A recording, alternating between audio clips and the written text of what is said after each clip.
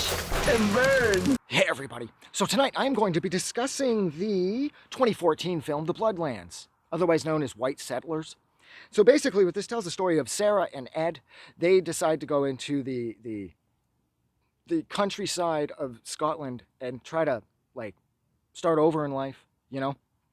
They get a hold of this decent sort of farming type property and they're going to give life in the country a go. But of course, the locals don't like that. And there, see, at this point, I thought I'd seen this all before, like I imagine most of you, probably assuming that you've seen it all before as well. And so this kid shows up at their door, and Sarah's like, hey, and the kid just leaves, hops on his bike, and drives away. Later that night, things start to get a little screwy, of course. No, it's too bright.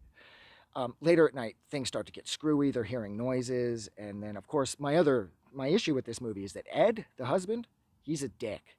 Every concern Sarah has, and all of Sarah's concerns are 100% justified.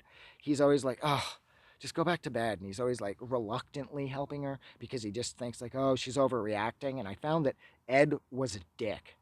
But anyways, yeah. So the kid starts off early in the day and then they start hearing noises at night. And I'm thinking I've seen this all before, right? Because we know how this goes. These movies, night one, there's low-level stalking. Night two, there's mid-level stalking. By night 3 or 4, it's on. And whoever it is that doesn't want you there, they're coming for you by that point. They've left weird little things. Maybe they've killed one of your animals, or maybe they've left a spray painted something somewhere, or perhaps I don't know. They've done something to let you know slowly but surely that you shouldn't be here. And of course the characters will ignore it. Oh, that was nailed there this whole time. Don't worry about it. I never liked that cat anyways. Blah, blah, blah. And then of course there's always the other character. In this case, it's Sarah, who's like, no, dude, we got to get out of here. But no, this movie takes place the first night. They move in during the day. The kid shows up on the bike. The kid leaves. That's the stalking phase. And then night one, it just jumps off. Sarah hears a bunch of shit. Ed ignores it, then reluctantly goes down to help. Ed ends up getting kidnapped. And night one, they are hunted by the locals who don't want them there. And I did not see that coming at all. Like, it just, boom. And the movie is just, you're thrown into this thresher. And it's so exciting because, again, I really thought I'd seen this all before. And yeah, so they get hunted through the forest and they end up killing one of the people that are attempting to kill them.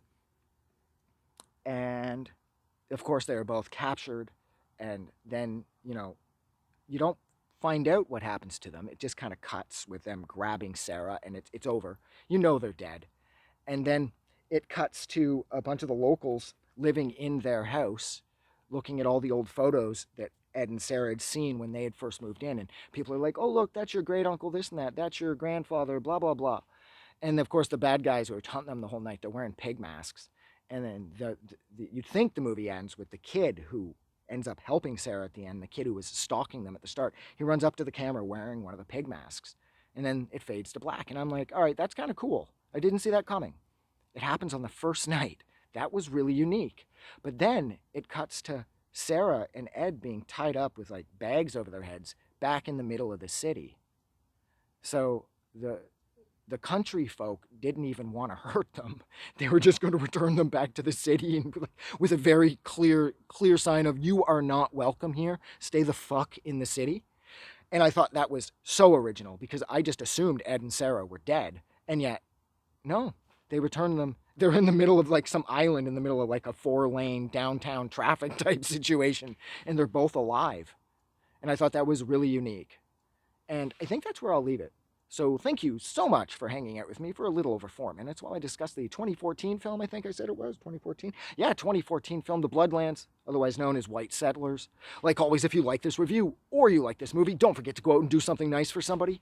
But most importantly, please don't forget that the world is way better because you are in it. No matter what it is you're going through, just hold on because it's going to get better. Have a good night.